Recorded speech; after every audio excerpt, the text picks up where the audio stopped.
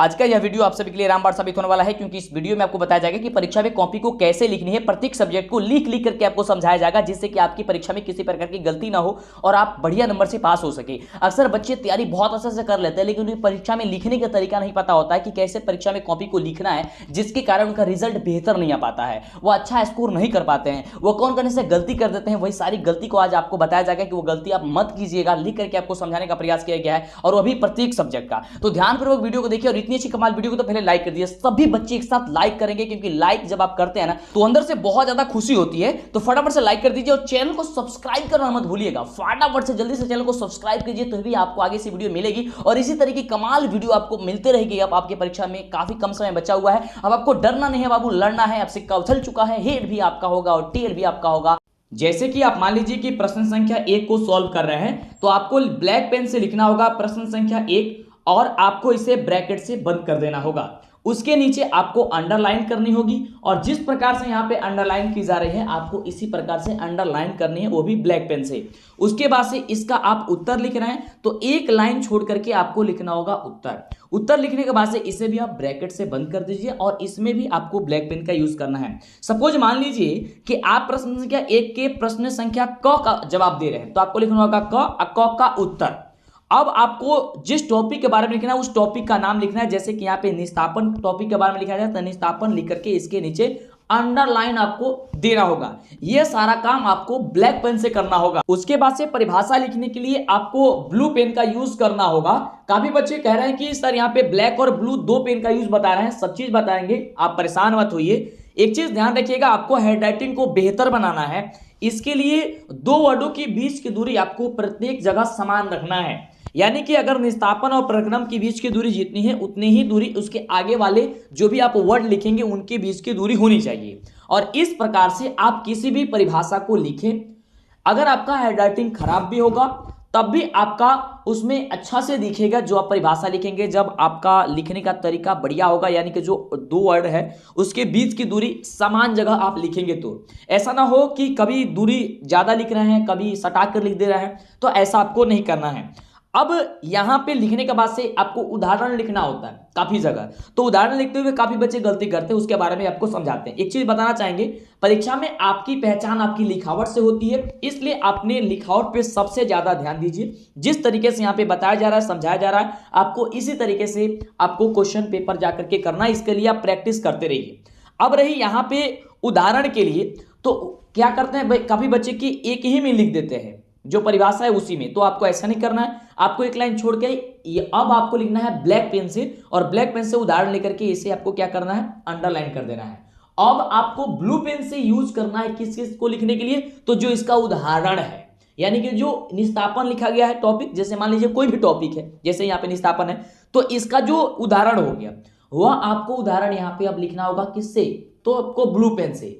अब देखिए, ब्लू और ब्लैक पेन का इसलिए आपको इस्तेमाल किया करवाया जा रहा है, ताकि अगर दो पेन का आप यूज कीजिएगा तो टॉपिक अलग और उसका परिभाषा अलग दिखेगा। टीचर जब चेक करने जाएंगे तो उनको लगेगा कि हाँ, बच्चे ने काफी अच्छे ढंग से काफी सजा करके लिखे हुए हैं, जो चीज चाहिए, यानी कि जो क्वेश्चन आपको पेपर में पूछा गया है आप उसी का जवाब दिए हैं। काफी बच्चे कहते हैं, और काफी बच्चों के मन में यह भ्रम रहती है कि जितना ज्यादा लिखोगे उतना ज्यादा नंबर मिल जाएगी। ये गलत चीज है। जितना ज्यादा लिखोगे उतना ज्यादा नंबर नहीं मिलता है। जो पूछा गया है आपको उसी को लिखना है। आपको पेपर में ये भी बोल भी दिया जाता है कि आप 50 से 60 वर्ड में ही लिखे, 20 से 30 वर्ड में ही लिखे, तो आपको उतना ही चीज का यूज करना है और उस ढंग से लिखना है जिस ढंग से यहाँ पे आपको बतलाया जा रहा है। अधिक चीज क्या होती है कि आपको वहां पे लिखना होता है, कभी कभी विज्ञान में यानी कि साइंस में आपको लिखना होता है समीकरण। तो समीकरण जो है, आपको यहाँ पे समीकरण आपको ब्लैक पेन से भी यूज कर सकते हैं और ब्लू पेन से भी यूज कर सकते हैं, इसमें कोई दिक्कत नहीं है। और जो आपका समीकरण है, आपको सही समीकरण आपको वहां पे लिख देना है। ऐसे में क्या होता है, जब आपका अच्छा से दिखे, देखिए कितना अच्छा दिख रहा है, और इतना अच्छा दिखेगा तो कोई टीचर चेक करेगा, मतलब लाइन बाय लाइन पढ़ेगा नहीं पढ़ेगा, ऐसे ही चेक कर देगा। मतलब कि कहने का मतलब है कि उतना गहराई में नहीं जाएगा, क्योंकि उससे स्पष्ट दिख रहा है। अब यहाँ पे हम बात करते हैं अंग्रेजी वाले सब्जेक्ट में, कि इंग्लिश वाले सब्जेक्ट में आपको कैसे लिखना है, क्या करना है। इन सारी बातों को समझिए। हमारे कहने का मतलब ये हो गया कि जब आप साफ सुथरा लिखिएगा तो टीचर को एक एक करके पढ़ने का मतलब कि ज्यादा ये नहीं रहेगा। तो जिस प्रकार से आपको हिंदी में हमने बताया, विज्ञान में, उसी प्रकार से यहाँ पे अंग्रेजी में भी लिखना है। क्वेश्चन नंबर यहाँ पे लिखना है, उसके नीचे आपको आंसर लिखना है और सबको ब्लैक में कर देना है। मान लीजिए आप एक का एक आंसर लिख रहे हैं और इसमें का टॉपिक नाउन है, तो नाउन का भी आपको ब्लैक से लिख देना है। अब आपको नाउन का जो डिफिनीशन होता है वह आपको क्या करना है, तो आपको लिखना है यहाँ पे आप ब्लू पेन से। अब ब्लू पेन से देखिए यहाँ पे लिखा जा रहा है, तो लिखते वक्त जो यहाँ पे कमा का प्रयोग किया गया ऊपर, देखिए जो छोटी छोटी लाइन है आपको वो ध्यान दीजिए जैसे लिखा जा रहा है, ठीक है। तो आपको इस तरीके से वो कमा लगाते जाना है, जहां जहां जो अंडरलाइन किया गया करते जाइएगा। तो जैसे ही टीचर के पास आपका कॉपी जाएगा, मन प्रसन्न हो जाएगा उस टीचर का और आपका नंबर काफी बेहतरीन आएगा, एक भी नंबर टीचर नहीं काट सकता है। तो इस ढंग से सजा करके लिखिए, आपकी लिखावट ही आपकी पहचान होती है, वहां आपके नाम से कोई नहीं पहचानता है। यहां पे भी आपको एग्जाम्पल लिखना होगा, तो एग्जाम्पल आपको एक लाइन छोड़ करके ब्लैक पेन से एग्जाम्पल लिखिए। एग्जाम्पल में जो चीज लिखना है वो आपको ब्लू पेन से लिखना है, जो एग्जाम्पल का वर्ड मीनिंग है वही आपको ब्लैक पेन से लिखना है, जिससे स्पष्ट दिखे कि आप लिखे क्या है बाबू, है ना। तो इन सारी बातों को, छोटी छोटी बातों को आपको बेहतर समझना है और इस वीडियो को काफी बच्चों में शेयर कीजिए, जिससे कि सभी बच्चे के पास जाए। और आपको मैथ के बारे में बताएंगे कि मैथ तो काफी बच्चे सोच में पड़ जाते हैं कि मैथ में कैसे लिखेंगे, ये तो आप बता दिए, हिंदी और इंग्लिश में बता दिए कि इस प्रकार से हम लोग लिख सकते हैं, तो सारी चीजें समझाएंगे। और वीडियो को लाइक और चैनल को सब्सक्राइब अभी तक नहीं किया तो फटाफट से कर लीजिए, जिससे कि आपको दिक्कत ना हो। यहां पे अब आपको प्रश्न संख्या लिखना होगा। प्रश्न संख्या जिस तरीके से हमने आपको बताया, वो मैथ हो या कोई भी हो, आपको उसमें भी इस तरीके से होता है। मैथ में हिंदी सब्जेक्ट से आप एग्जाम देंगे, मतलब हिंदी मीडियम में देंगे, तो आपको इस तरीके से लिखना होगा। अब मैथ में आपको जो उत्तर लिख रहे थे ना, वहां पे आपको हल लिखना होगा। क्या लिखना होगा? हल लिखना होगा, और आपको उसको ब्रैकेट से बंद कर देना है। मान लीजिए प्रश्न संख्या 1 का 1 नंबर दे रहे हैं ऑप्शन, जैसे काफी प्रश्न होता है ना, एक जैसे क्वेश्चन नंबर 1 में काफी क्वेश्चन होते हैं, 1 2 3 4 5 करके ऐसे ऐसे क्वेश्चन होता है, आपको इस तरीके लिखना है। जैसे मान लीजिए कि कोई क्वेश्चन आप मैथ का सॉल्व करें, जैसे कि साइन का power 4x plus sine square x into cos square x, इस तरीके का क्वेश्चन है। तो इस क्वेश्चन को आप लोग क्या करना है, आपको लिख लेना है, जो भी है छोटा सा, पूरा क्वेश्चन नहीं लिखना है, जो आपको सॉल्व करना है वही चीजें लिखना है। उसके बाद से क्या करना है, आपको इसे सॉल्व करना है। तो जो आप सॉल्व करेंगे वह सारा का सारा काम ये आपको ब्लू पेन से होना चाहिए, ना कि ब्लैक पेन से। ब्लैक पेन से बस आपको हेडिंग का इस्तेमाल करना है, बस आपको हेडिंग का इस्तेमाल करना है, और आप लोग जो सूत्र लगाएंगे उसका भी इस्तेमाल आप लोग ब्लैक पेन से कर सकते हैं, इसमें कोई बड़ी बात नहीं है। नहीं तो आप ब्लू पेन से ही रहने दीजिए, अगर बार बार आप कलम चेंज कर रहे हैं। अब आप कहिएगा कि सर इतना समय आप लग जाएगा अगर हम लोग ऐसे करेंगे, तो नहीं, समय नहीं लगेगा। आप लिख करके प्रैक्टिस करिए 1-2 बार, देखिए 3 घंटे 2.5 घंटे समय मिलता है, अब क्वेश्चन काफी कम सॉल्व करना होता है। देखिए समय उन्हीं से ज्यादा लगता है जो अच्छे से तैयारी उनका नहीं है, जो अच्छे से नहीं पढ़े, उनको ही दिक्कत होती है। और आपको इस तरीके से आंसर लिख करके आपको बताना होगा कि हमने इतना आंसर जो लाए हुए हैं, ठीक है। और आपको क्या करना होगा, अंतिम में एक चीज को, उसको आपको घेर देना है। देखिए इस तरीके से, जिस तरीके से घेरा जा रहा है कि हमने इतना आंसर प्रूव कर दिया है, इतना जो साबित कर दिया, या फिर इतना आंसर आया है, जिससे कि टीचर को पहले ही आंसर पता चल जाए कि हाँ आंसर सही आया है। तो काल ये प्रोसेस देखेगा, जब आंसर पहले ही सही पता चल गया तो टिक कर देगा, या प्रोसेस सही आपका लिखें अच्छे से ढंग से, आंसर गलती भी है तभी आपका नंबर दे दिया जाएगा कि चलिए बनाया तो बच्चा सही है। कभी कभी गलती हो जाता है, जब आप अच्छे से लिखेंगे तो दिक्कत नहीं ना होगा ना, बिल्कुल। तो इस तरीके से सजाइए, जितना सजाइएगा ना। देखिए पेपर परीक्षा किस लिए लिया जाता है बाबू, परीक्षा किस लिए लिया जाता है?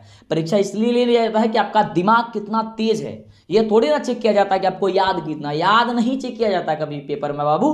आपका परीक्षा लेने का मतलब क्या होता है? परीक्षा लेने का मतलब, अगर कोई इंग्लिश मीडियम के बच्चे होंगे तो मैथ का सब्जेक्ट इस तरीके से सॉल्व करेंगे जिस तरीके से यहाँ पे बताया जा रहा है।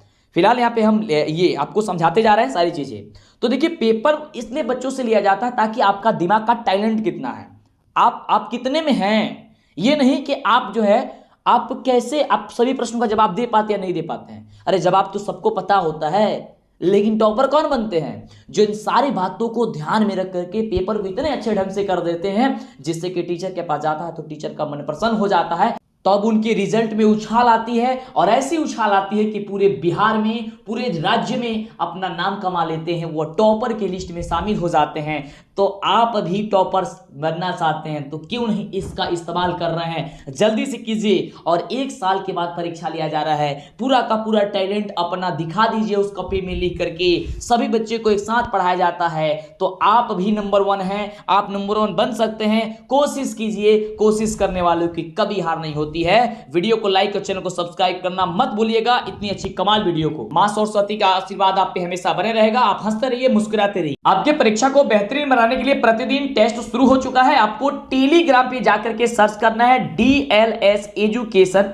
जैसे ही आप DLS एजुकेशन सर्च करेंगे, आपके सामने DLS एजुकेशन ऑफिशियल और DLS एजुकेशन आएगा। DLS एजुकेशन ऑफिशियल पे टेस्ट हो रही है और DLS एजुकेशन पे आपको सारी ऑब्जेक्टिव सब्जेक्टिव मिलेंगे। तो आपको DLS एजुकेशन ऑफिशियल पे ज्वाइन पे आकर के क्लिक करके आपको ज्वाइन हो जाना है। यह नया बना हुआ है और DLS एजुकेशन पे आपको सारा नोट्स मिल जाएगा। और आप हमारा PDF ऑनलाइन टेस्ट अगर आपको नहीं मिल रही है तो आप जल्दी से गूगल पे सर्च कीजिए DLS एजुकेशन ऑफिशियल या फिर DLS एजुकेशन। वहां पे ऑब्जेक्टिव, सब्जेक्टिव, मॉडल पेपर सारी चीजें वहां पे मिल जाएगी। और प्ले स्टोर से DLS एजुकेशन का ऑफिशियल ऐप डाउनलोड कर लीजिए। समय काफी कम है और 5:30 बजे टेलीग्राम पे प्रतिदिन टेस्ट चल रही है। जल्दी से टेस्ट दीजिए सभी सब्जेक्ट का एक साथ।